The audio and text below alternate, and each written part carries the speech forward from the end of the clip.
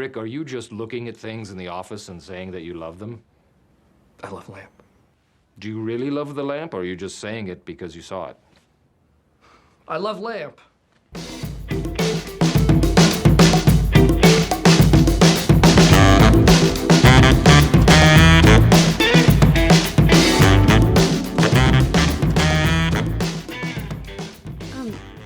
Are you Katrina Porter? As a matter of fact, I am. Are you, Anna Serene? Yes. Welcome to Split Happens, everyone. Welcome, everyone. Each episode, Katrina and I talk about a movie that both of us love. However, only one of us is going to be allowed to defend and say nice things about it. And they're the pro of the episode. And that's Katrina. Me. Today. Lucky. I'm Katrina Porter. I thought we established that. But it ties in, right? Okay, I get it. I follow you. Of course, that means that the other person is the con and that they have to attack. And that's me today. So I am going to fight this movie like I am involved in a multi-network turf war. Which means... Well, we can only be talking about 2004's Anchorman. Ah, yay. How did you get this one again? Swiftness. And I think I waited till you had wine. Oh, but that was a long wait. Well, you know what? Speaking of that. Yes. Hey, Anna Serene. Hey, Katrina Porter. What are we drinking tonight? Water. I hate to say these words. I think we've learned a lesson. Ordinarily, we have our margarita and then we don't learn. Yeah. Which is what happened in Twister. Yeah. But we can't undo Twister. Yeah. So now we're having water like grown-ups. We have 3 rules that Katrina and I must follow. Number 1, whoever claims pro on a movie we have not covered yet gets the pro. Number 2, the con does not have to attack until the synopsis starts, which Lucky we you. go through entirely. So I hope you have seen this movie because you're going to be spoiled otherwise. If you haven't seen this movie also... Yeah, why are you here? I mean, I love you. Yeah, stay. But then go watch it. For sure. Number 3, and probably most important, during that synopsis, whoever has the con cannot say anything nice about the movie. And we have a penalty for this very rule. If the con breaks the rule, you're going to hear this sound. I'm in a glass case of emotion! And that means they have to say a nice thing about the movie that they hate the most. Mine is Clash of the Titans, the remake, not the beloved one from the 80s. That one is awesome. The new one can eat my shit. And Katrina's is... My movie is Hannibal, the movie, not the good TV show, but that god-awful piece of vile, I guess, movie, you call it. Yeah, I think people do. Yeah. Yeah. Oh boy. I'm not getting a button push. Speaking of which, you notice anything missing from my desk? Wine. Something not as sad. Oh, the big red button? The big red button. You know what happened? If you are on our Instagram and Facebook page, you might have noticed a picture of Anna's beloved son, Finn. We made the mistake of showing him our red button, to which he followed me around the house for the next 2 hours, pushing the red button. That sounds like a you fault problem, not a me fault problem. He's fast. He is very fast. You gotta catch him. He's like a Pokemon. I couldn't catch him. He hid it. Oh, he hid the big red button? Yes, and then I would go looking for it, and then I would hear in the other room, I'm in a glass case of emotion. And then, the little bastard kept moving it all around. He didn't tell you where it is? I found it, and then I hid it from myself. You don't know where it is? Don't say it like that. Okay. You don't know where it is. Hey, our on-air sign isn't on air. It needs batteries. Hey, speaking of that terrible accent, we love you, England. Thanks for tuning in, man. Or people. We do love England. Thank you. Yeah. Thank you. Whoever y'all are out there, sure appreciate it. Hey, speaking of other countries, Germany. can we talk about Germany for a second? You need to talk about Germany, and you need to apologize. I'm so sorry. You I didn't apologize to the Chicagoans. Listen, Germany's been through enough. You need to apologize for what you did. in Lost Boys. Oh, God. And probably every other movie you've done an accent. But Lost Boys was particularly egregious. I don't even know what you're talking about. In other episodes, my German accent is impeccable. It's just that during Lost Boys, that was 1,000 years ago, 8 months. And I understand that Germany and Russia are not the same place and that they don't have the same accents. Mm-mm. I'm sorry, Germany. We really, really do love you and super, super glad that you are listening to us. Yeah. We're doing Anchorman. I don't think there's any reason for us to do any accent of any kind. How dare you limit me? It's what the people want. Accents. No. That's what keeps them coming back. No, they want trivia. Uh-huh. And... messy? They keep coming back, so messy must be... They must be into it a little bit. Well, I'm not doing shots again. It's your turn to get messy. No, but I love that you're like... When you're getting ready to put your headphones on today, you take your earrings off like you're going to battle. Like, I sure am. Okay, so Anchorman came out in 2004. Shrek 2 was the top highest grossing movie of 2004. That sounds right. Anchorman, which I was surprised by, was number 29. Oh, no shit. Wouldn't you have thought it was higher? Yes. Okay, me too. So as of now, we can agree. Yeah. I don't remember hearing Bane telling us that the games have begun. You just wait. Okay, so the budget for this movie was $76 million. We talked a little bit about this on Step Brothers, yeah? That I don't have any concept of why budgets are so high. Yeah. It makes sense in like a big action movie, but a comedy where it's like people, I'm like, what did they spend $76 million on? The animated rainbows and unicorns and shit. Listen. Yeah? I've seen Care Bears too. I know it doesn't cost that much money. And we haven't released it yet. I've also seen the pirate movie. And I've seen animation. And I know it doesn't cost no $76 million. So, yeah, we already recorded the pirate movie. And I dig it. It's just that we think that nobody else has seen that movie besides us. If there's anybody out there that's actually seen that movie, tell us. And then we might release it. Yeah, we want to wait until you're really invested before we drop this one on you. Okay, so let's talk about Anchorman. Thank you. The original script was about a plane of news anchors, and they crash. And not only was this a plane of news anchors, it was a plane full of monkeys and also martial arts equipment. And the crash led to a cannibalistic battle between the newsmen and the star-throwing monkeys. I swear to God, that was the original script for this movie. I don't believe you. You just watched me read it from my paper. Yeah. You think you have leveled up in your bullshit. They crash into the mountains. I don't have... Star-throwing monkeys. Show me the receipts. Bet you got a phone. Google it. So anyway, I swear to God, that is the original script. This was pitched to DreamWorks 20 times, and this was after Elf and after Old School. The people at DreamWorks didn't think a movie entirely about news anchors would appeal to people. And eventually, much to our eternal delight, it got made. Yay! You want to hear a little bit more info before I get into it? Would I ever? We all know that Will Ferrell is Ron Burgundy. Yes, I do recall. The beautiful and talented Christina Applegate is Veronica Corningstone. Who I think you look like. Oh, that's the kindest thing you've ever said. Steve Carell is Brick Tamlin. And let me get to my notes. Chris Parnell was initially up for the Brick Tamlin role, and he ended up being like the assistant to the head.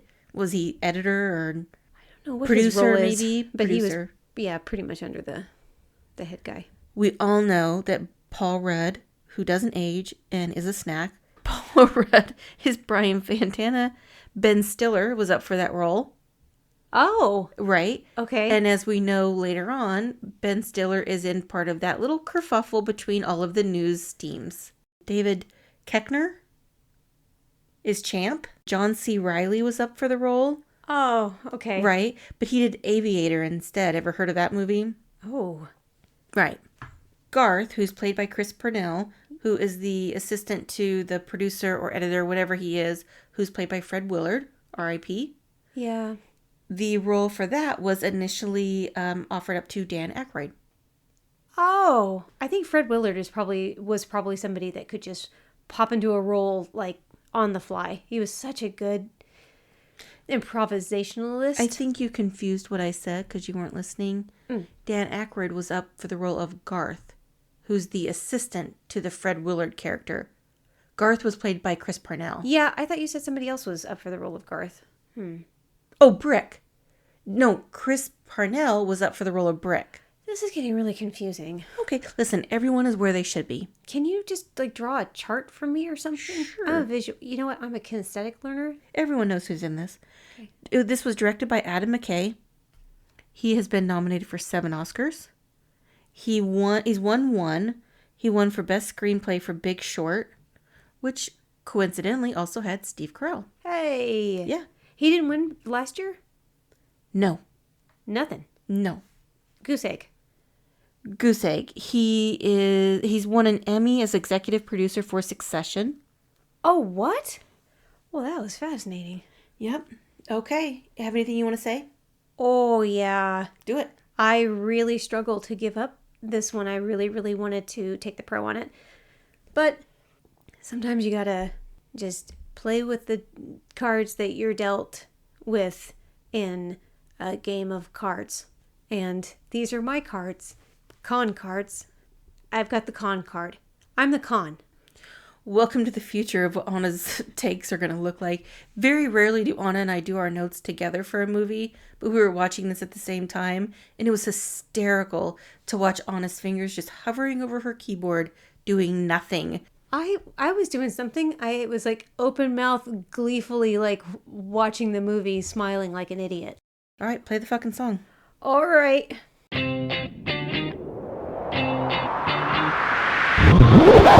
Let the games begin. Gather round, children. There was a time before streaming.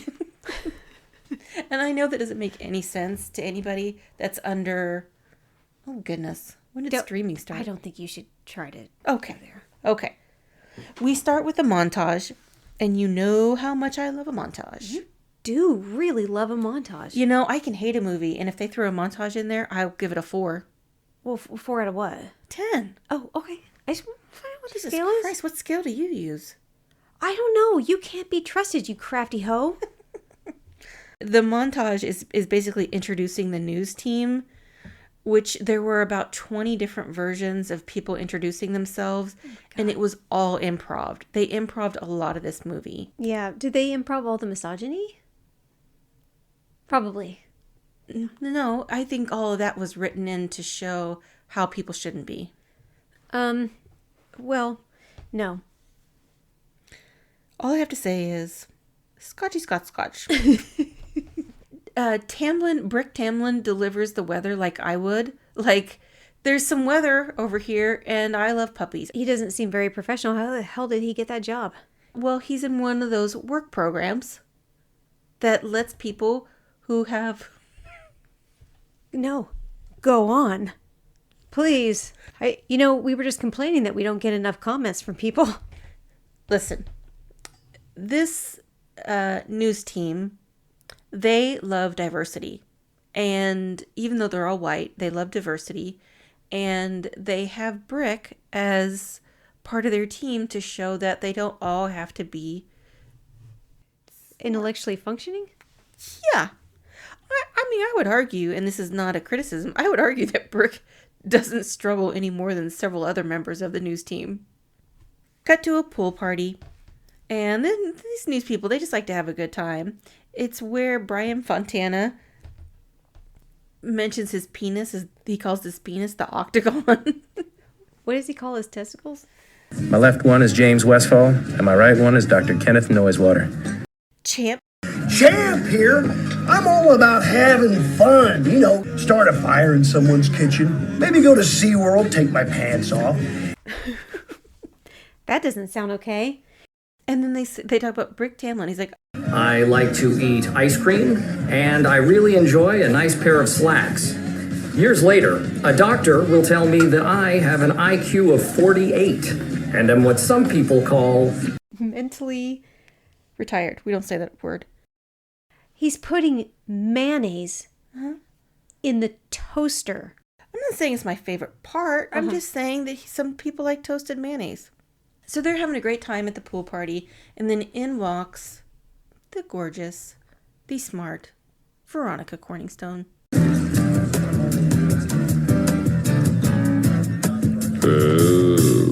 She is so great in every scene in this movie that she is in.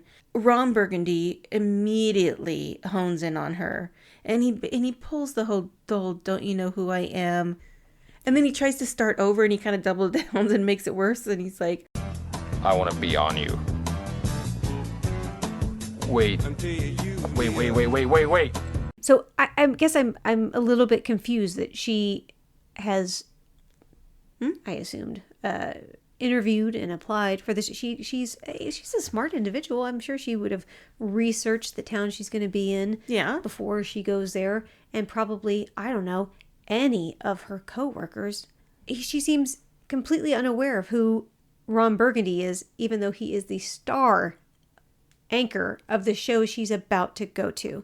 She didn't know any of that before. I don't think she's completely unaware of anything. What is a good response for her? Oh, of course I know who you are, Mr. Ron Burgundy, and to be deferential to him, or to pretend like she doesn't know who he is, to not care because she's not going to be affected by his stature. I understand with her need to be a strong woman and not be like super effusive with like her admiration or praise or whatever boost up his ego, which he obviously has. That's not what I'm saying. I'm saying that before she signed on to work at this station in San Diego, she wouldn't have looked up anything about the station that she was about to work at. She doesn't know any of the newscasters that she's going to be working with. I don't think that that's true. She's smarter than that. Jose, rewind 5 seconds ago. I said I think she knows something about everybody. I think she already knows about all these people. But she definitely made it seem to him like she had no idea who he was. Of course, because she doesn't want to stoke his already overstoked ego by saying that she knows who he is. When did she explain all that? It's obvious if you're a strong, independent woman. What if you're a technically stronger than you look, but not super strong woman? Listen, I'm right. Your take was garbage. Let's move on. Ron goes home, and this man loves his dog, Baxter. Yeah, the dog he's put on pajamas that didn't ask to be wearing pajamas. That dog is cold. If you know anything about that type of dog, they get chilly at nighttime. Even if you live in San Diego. And what type of dog is it again? A terrier Cardian. Is this what I normally sound like when I have no takes for a movie? No, I sound coherent. Well, what a great guy. He loves his dog. The next day we're at the studio. Everyone is wicked hungover, like they had just recorded an episode of Twister, and in comes Veronica Corningstone. Hello, everyone. Who's that lady? Playing in the background. It's perfect. Do you like that part? It's perfect? Shit! Oh no! Oh no! What do you got to say about Clash of the Titans? As soon as it traveled out of my mouth, I saw it, like the words actually forming in midair. Oh no. Who's that lady? What do you guys say? I think that the scorpions that he fights looked cool. Oh, wow. So all of the male anchors are losing their mind over Veronica Corningstone being there. And Brick has hysterical lines throughout this entire movie, and everyone's just losing it. And he's like, I don't know what we're yelling about! Loud noises! I read somewhere that their periods attract bears. The bears can smell the menstruation. And Ron is clearly smitten. Yes, he is clearly distracted by Veronica Corningstone. He's not able to do his job. What? He does fine. Does he? Well, the Channel 4 News team, they go on a walk, and they start talking about how terrible this is, and they run into Wes Mantooth. Yeah, that's after they litter, and I believe it was Champ says, "You sound like a gay." But do they actually drop the foxtrot? No, because just it because could there's be not a worse. foxtrot doesn't mean it's still not. It doesn't mean it's not offensive. I know, but that was very of the time, and thank God we've grown from then. What time? What, the 70s? Yeah, the 70s. They would said, say you sound like a gay. yes. They said this stuff all the time. Think about the 80s and all the John Hughes movies that we love so much, where they say foxtrot all the time. They do. It was worse in the 70s. Champ immediately starts antagonizing Wes about Dorothy Mantooth, his mom. It's so funny. He's going to take out Dorothy Mantooth for a nice steak dinner, lobster dinner, and Lobster then dinner. never call her again. Wes is like surrounded by his own news team, and as they're walking away, and Channel 4 he says, even the guy who can't think said something. He's talking about Brick. So he doesn't support his team. Oh, okay. Veronica gets assigned a cat fashion show, and she says this is grade A baloney. It is baloney. Champ goes in for a boob grab and fails. Yeah, sexual assault. Okay, how often... Has somebody grabbed my titty? Well, and she shuts it down, of course. As one does. Right. But it's still a sexual assault. It's still a titty assault. I'm sorry, does Champ come across as a Boy Scout in this, or kind of a garbage person? So if he were to go before a judge for a charge of sexual assault, he goes, what am I, a Boy Scout? He sucks. Yeah, he does. He Anyway. does suck. He's one of the good guys, and he does suck. He's not really one of the good guys, though. I mean, I think these guys are all kind of questionable. Okay.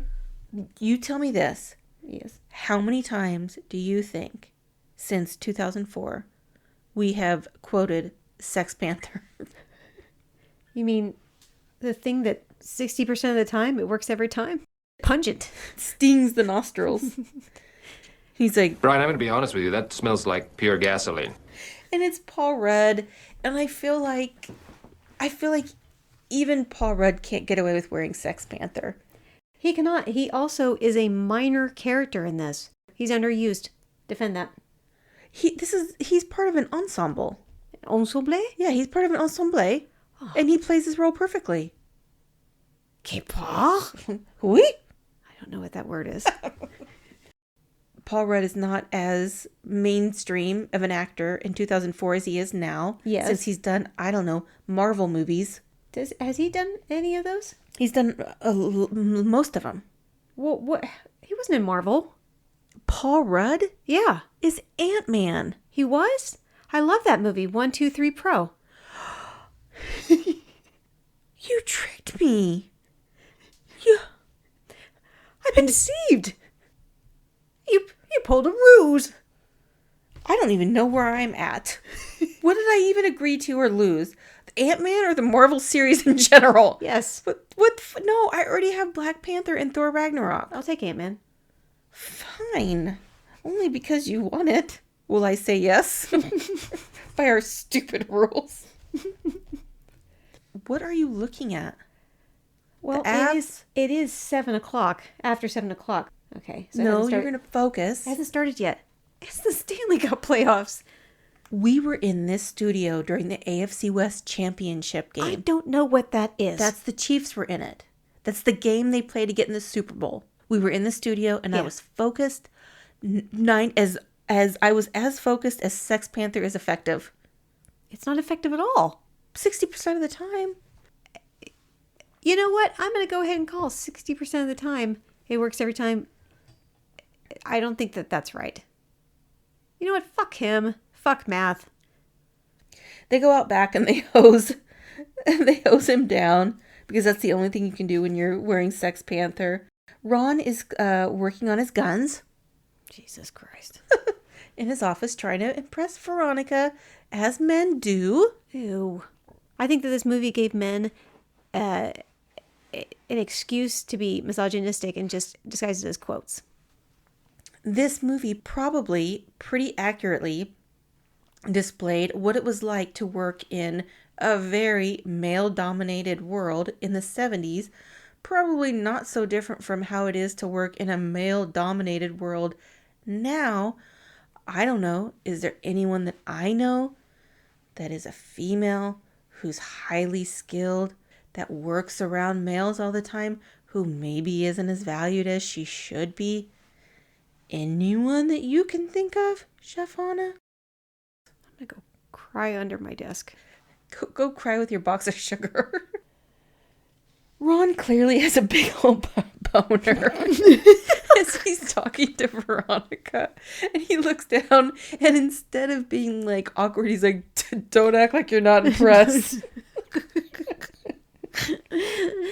Oh, that's not appropriate for the workplace at all. No, it's not, but what is? Couldn't he throw a hand towel over that thing or something? I don't think it, give credit where credit's due. I don't think a hand towel would have fit over that.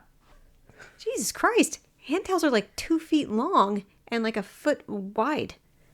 Have you seen a foot long dong? Okay. Yeah. Panda watch. I love that Brian Fantana's like, Panda watch. I think this is the part where somebody put a question mark after I'm Ron Burgundy, and that's when Veronica Corningstone gets clued into the fact that Ron will say anything that is on the teleprompter. No, it goes up on the teleprompter, and then Fred Willard is like, God damn it. establishing like the obvious, like, everybody listening, because I have a really super important plot point to give. Ron will read anything that's on the teleprompter. Anything. Everybody got that? And then later, Catherine Hahn tells Catherine Hahn is in this. She's so good in everything. She's great in WandaVision. She's great in everything. She's great in this. She's great in Step Brothers. She's great in Parks and Rec. She is great in Step Brothers. She's great in Parks and Rec. Ooh. She is great on WandaVision. And that's all I have to say. You didn't watch, and I'm not going to be able... Oh, shit. I can't believe I'm not going to remember what it is. It's Paul Rudd and Will Ferrell. Oh, The Shrink Next Door. It's a newish series on HBO or Showtime. I'm not sure which one. Catherine Hahn is in it. Oh, man. I can't watch any more shows. Oh, it Come is on. so good. Ron Burgundy convinces Veronica Corningstone to go on it's not a date. He's going to squire her around town because she's new, and he's thoughtful, and he's turning over a new leaf, and his eyes are starting to open to the misogyny that he's been a part of and that he's around. Mm-hmm. And he's gonna start being an ally. Bullshit. He is being led by his gigantic boner, and he's willing to say whatever he has to say to get her to sit on that. They go to what's clearly a makeout spot, and they start talking about San Diego or San Diego, and where the derivative of that name. And he's like, Discovered by the Germans in 1904, they named it San Diego, which of course in German means a whale's vagina. I have to tell you that Adrienne actually told me that that scene is the most like me. It is, where she's like, no, there's no way that's correct. Doesn't it mean Saint Diego? No. No, that's what it means. no, that's what it means. Yeah. Like, he goes, that is you. It is you. And he's like, agree to disagree. Oh, that's what it means. They go to a jazz club. A Yaz? So he can play some Yaz flute? So, yes, he can play some jazz flute. So that Fred Armisan can put on an offensive... Fred Armisan has played, like, millions of different nationalities. Different characters. Different characters. Yeah, I mean, he's... Yeah, you know who else did that? Jerry Lewis. And it was still offensive as shit when he was playing an Asian person in Breakfast at Tiffany's. Okay, I'm not saying that it's not. What nationality is Fred Armisan? We don't know. Armisan? Okay, so how do we know it's offensive? Someone will tell us. Like, listen, dumbasses. Ron Burgundy gets talked into, and it was very difficult to play the jazz flute. He plays aqualung. He clearly has a flute in his jacket. It's just he's like, obvious. Oh, that's baby making music. Also, you can't drink out of a flute. That's silly. Well, you know who would know? Huh? Would be Will Ferrell, because he's played the flute since he was in elementary school. Really? Yeah. Huh. Have you? I don't need to have played it to know you can't drink a drink out of it or shoot fire out of it. You know none of this. You know nothing, Jon Snow. Here's what I want to know is how the fuck all of this stuff works on Veronica. She's smart. This is absolute... You know what it is? What his pickup lines are? Baloney. Baloney. Grade A baloney. Listen, she digs it. Plus, they share the same dream of being a network anchor. Yeah. And love is love, and you can't help who you're attracted to. Uh-huh. Just like we can't help being attracted to Jason Patrick, Brandon Lee, Paul Rudd. Boxed wine. Basically, 60% of the population... We're into 100% of the time. They fall in love, and it is so romantic. She would prefer that Ron, keep it to himself, their relationship quiet. Oh, yeah, Pleasure Town is like an animated sequence. Yeah. Sex is nothing like that. I'm sorry for you. Do you have sex on rainbows? Who's listening to this? Oh, I've read in books that sex is nothing like that. It's not rainbows and sunshine and happiness? Metaphorically. Okay, metaphorically. This is literal. This is not literal. I'm sorry. It's literal in your brain. They're sliding down a rainbow. But it's not. But it's they're giving you. We say there's a rainbow over there. Do me on it. Right. But it's fantasy. Veronica wants to keep their relationship quiet because she's very professional. But of course, Ron is an idiot and he can't help himself. Veronica Corningstone and I had sex, and now we are in love! So then the Channel 4 news team wants to know what love feels like because now Ron is the expert. Brick talks about loving things that he sees in the office. And then in perfect harmony, they sing Afternoon Delight. Rubbing sticks and stones together make the sparks ignite, and the thought of loving you is getting so exciting. Sky rockets in flight. Woo! Afternoon delight. Whoop! How exciting is that? If you needed a fire and you had a couple sticks and a stone and you made something of it, that's love, baby. Sky rockets in flight. Well, it's dumb. Okay. Agree to disagree. When in Rome. It's Seth Rogen on the camera. Did you notice that? Yes, I sure did. Ron says on air that he and Veronica are dating and that she is quite a handful in the sack. How awful. She's trying so... How in the world is she going to get past... How is she going to move up and, change things for women if she's... stuff like that. It's hilarious, and that's the problem. I know, he's such a child. He has no ability to contain himself at all, good or bad. He's sort of like a 5-year-old, basically. Or an 8-year-old with a big red button. Yeah. Yes. If he had a big red button that said, I love Veronica Corningstone, he'd be following her around the office all the ding-dong day. It all day. Speaking of offices, did you happen to notice that the station manager has a slot machine in his office? I did notice that, but that's kind of badass. That's curious. That sounds cool. Really? Yeah. That sounds unprofessional. Champ expresses his feelings about missing Ron, and it's kind of funny. He's like, I miss your smell. You know that this is no homo. You know it is. I don't think it is. I think he's trying to express that he misses his friend. Yeah, and his friends are like, maybe you should just sit the next place out. Yeah. Brian Fantana's like, why don't you stop talking because for they're a like, while? this is getting a little too gay, is what they're trying to say. No homo. If that's how you saw it, that's how you saw it, and that's how they portrayed it. Ron is on a drive with Baxter when he throws a burrito out of the car and hits Jack Black, who is on a motorcycle.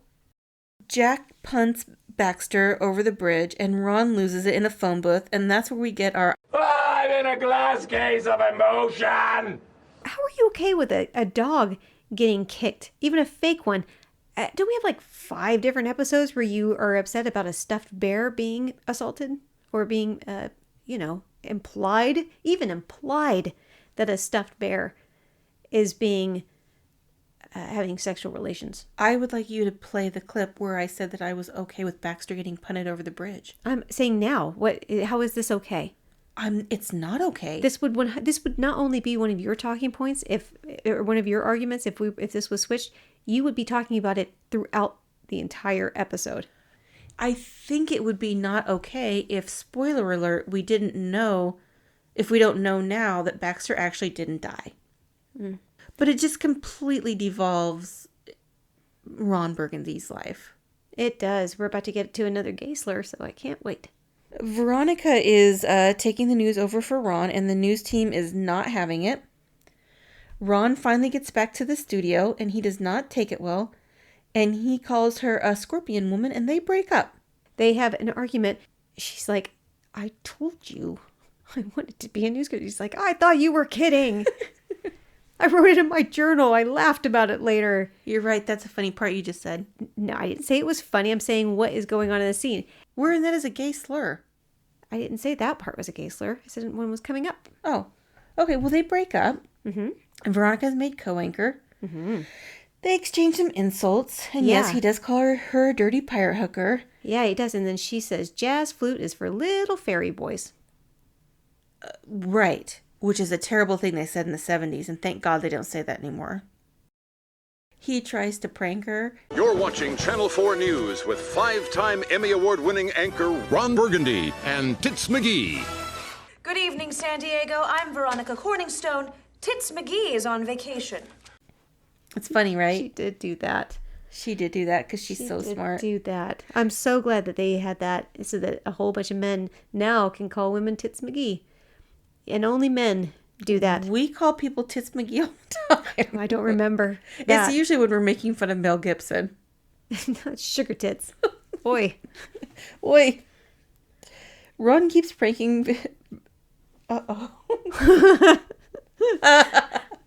I can always tell when I've reached the part in my notes where maybe I'd had some vino because I've got Ron keeps pranking Victoria, which is not her name.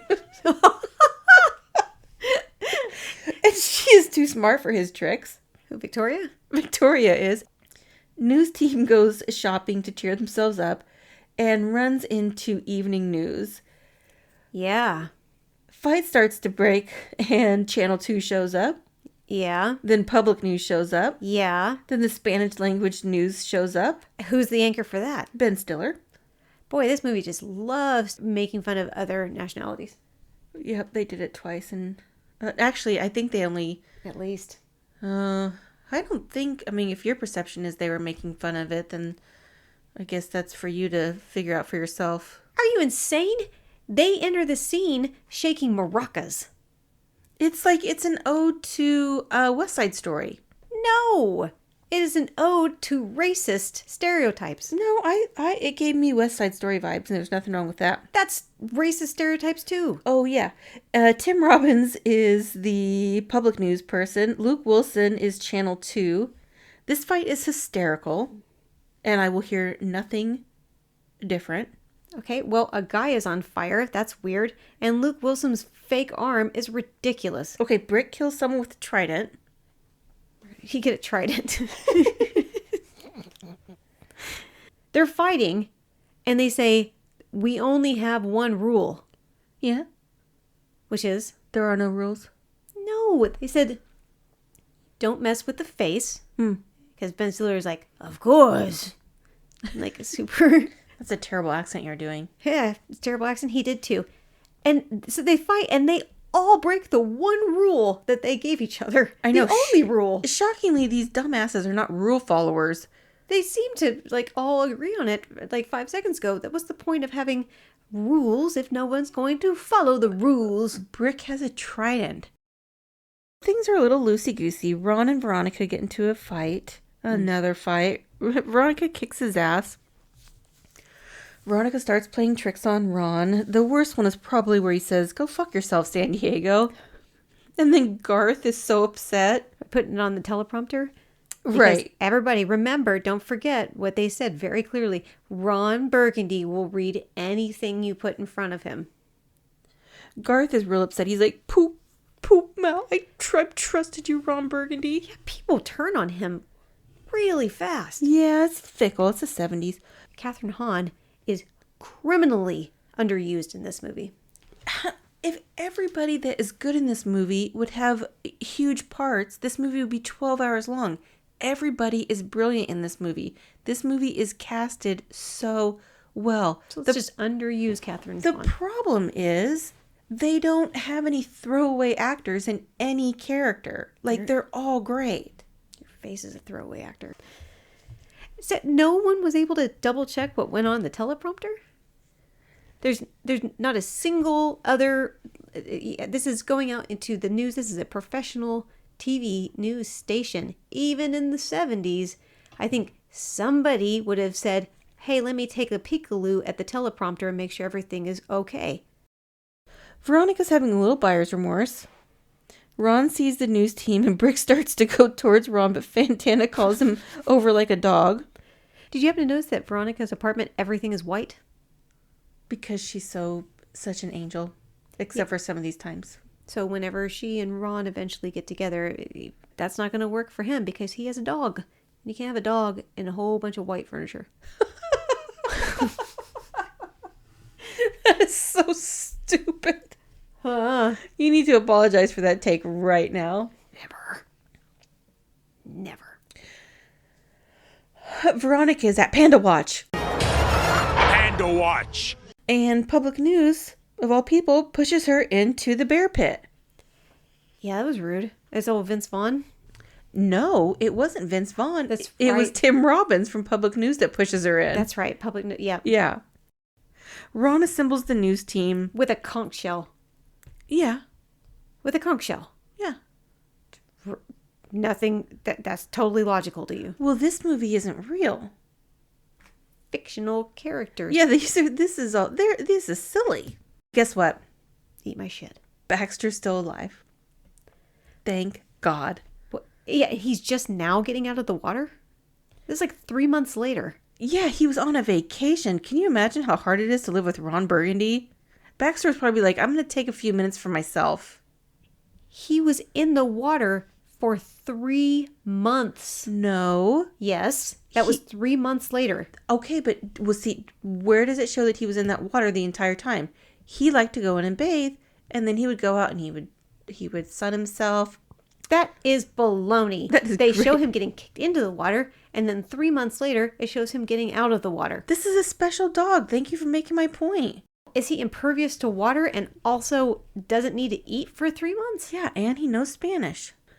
Ron sees Veronica stuck in the bear cave, and he feels conflicted about reporting the news versus helping her, but he jumps in to help.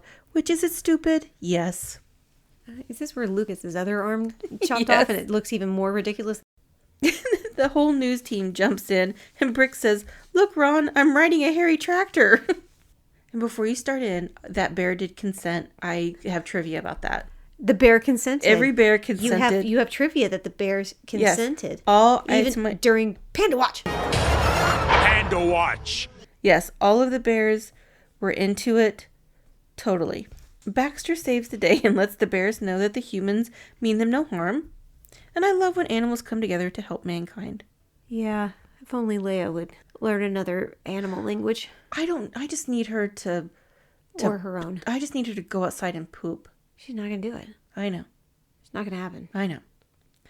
Ron and Veronica become co-anchors for network news. And all is right with the world. Hey, guess what? Is that the end of the movie? That's the end of the movie. It's done. Yes. It's over now. Your takes were bad. What? But I had good takes. There was a few that I saw your face and you seemed stumped. I was not stumped. You're a stumping liar. Listen, one thing is, I don't love when they cast actors that are clearly not the race that is being represented in the movie. Don't love that. Oh, so that was a good take of mine. That was a good take. Hey, thank you.